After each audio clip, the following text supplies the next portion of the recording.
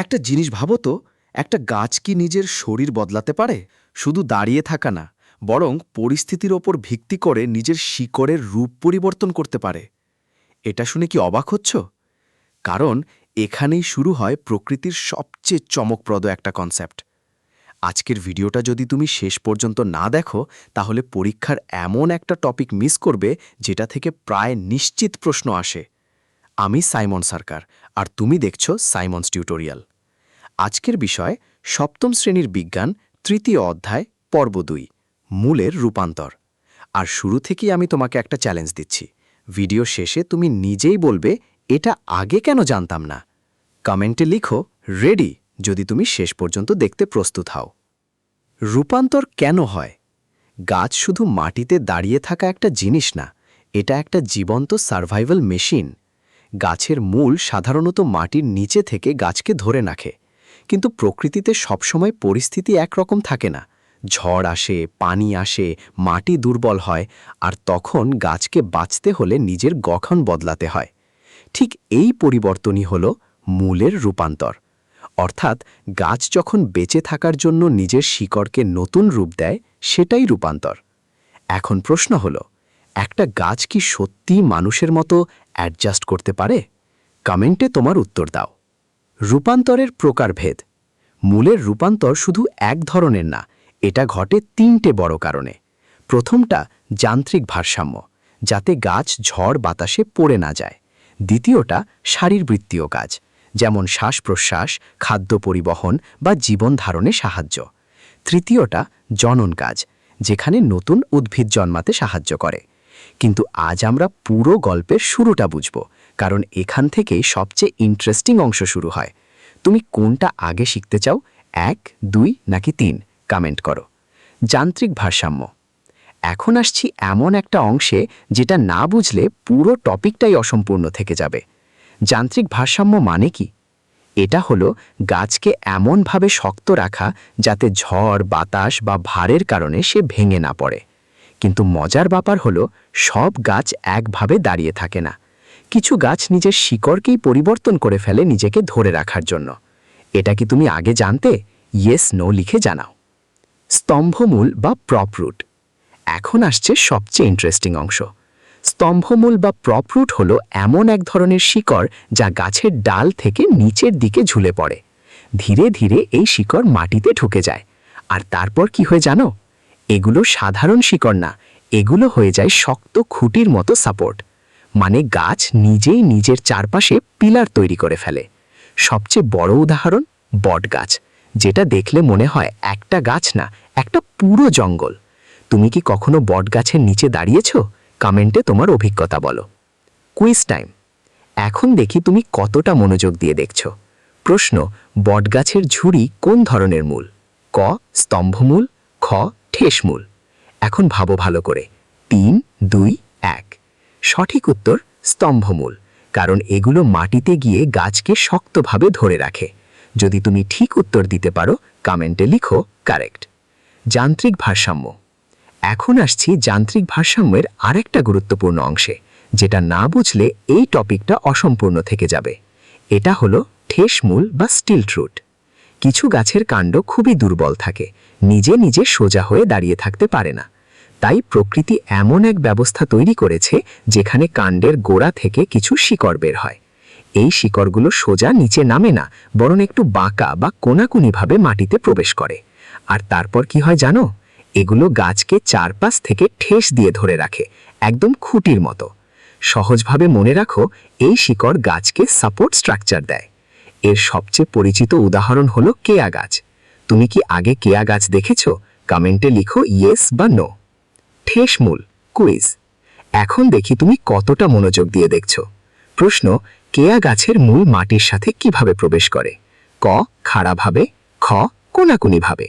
একটু চিন্তা করো। ৩, ২, ১। সঠিক উত্তর হলো খ কোনাকুনিভাবে, কারণ এই শিকড় গাছকে সোজা দাঁড়িয়ে থাকতে সাহায্য করে, ঠিক লাঠির মতো। যদি তুমি ঠিক ধরতে পারো, কমেন্টে লিখো কারেক্ট। আরোহী মূল বা ক্লাইম্বিং রুট।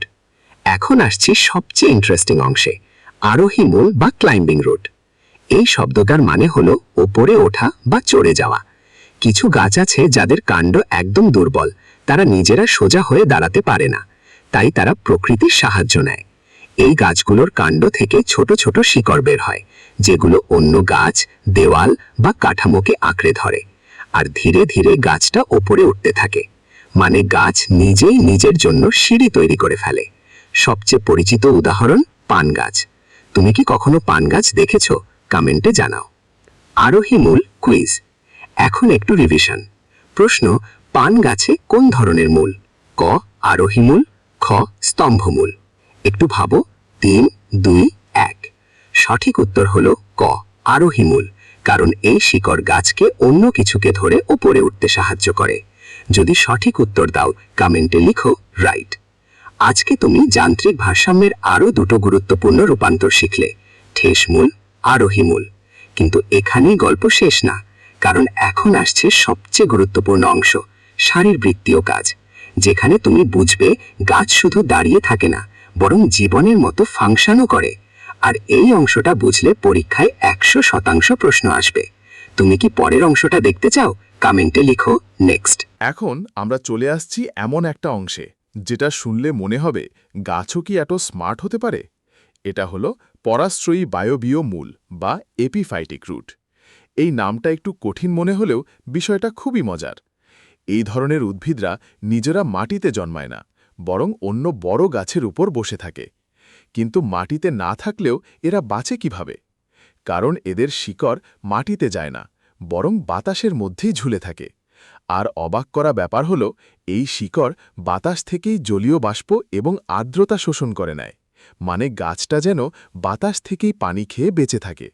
সবচেয়ে পরিচিত উদাহরণ অর্কিড রাসনা। তুমি কি কখনো এই ধরনের গাছ দেখেছ?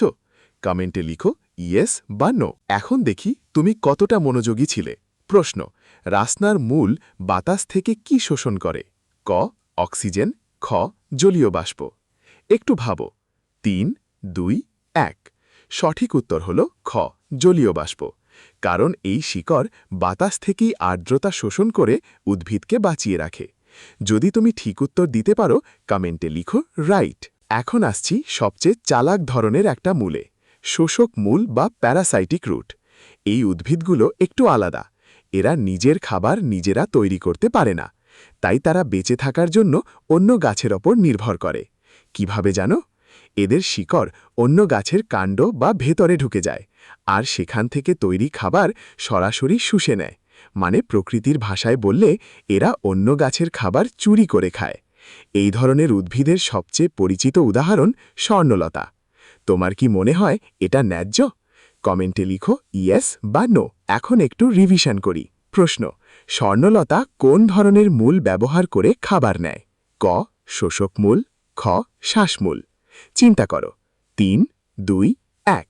সঠিক উত্তর হল ক শোষক মূল, কারণ এই উদ্ভিদ অন্য গাছ থেকে সরাসরি পুষ্টি শুষে নেয়। যদি ঠিক ধরতে পারো কমেন্টে লিখো কারেক্ট। এখন আমরা চলে আসছি এমন একটা অংশে যেটা শুনলে সত্যিই মনে হবে গাছও কি বাঁচার জন্য লড়াই করে। এটা হলো শ্বাসমূল বা নিউমাটোফোর। কিছু গাছ থাকে যেগুলো জন্মায় পানির কাছাকাছি, যেমন সুন্দরবনের কাদামাটি বা লবণাক্ত অঞ্চল। এখানে একটা বড় সমস্যা থাকে, মাটির ভেতরে অক্সিজেন একদম কম। এখন গাছ কি করবে? মারা যাবে? না, প্রকৃতি এখানে একদম অবিশ্বাস্য একটা ব্যবস্থা দিয়েছে। এই গাছগুলোর শিকড় মাটির নিচে না গিয়ে উল্টো দিকে মাটির ওপরে উঠে আসে, একদম সূচের মতো সোজা হয়ে দাঁড়িয়ে থাকে।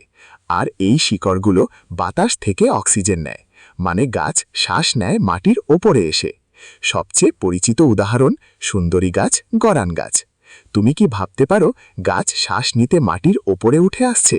কমেন্টে লিখো সারপ্রাইজিং। এখন দেখি তুমি কতটা মনোযোগ দিয়ে দেখছো। প্রশ্ন: সুন্দরী গাছের মূল কেন মাটির ওপরে ওঠে? ক অক্সিজেনের অভাবে, খ রোদের জন্য। একটু চিন্তা করো। 3, 2, 1। সঠিক উত্তর ক অক্সিজেনের অভাবে, কারণ কাদা মাটিতে বাতাস না থাকায় গাছ শ্বাস নিতে পারে না, তাই তারা ওপরে উঠে আসে।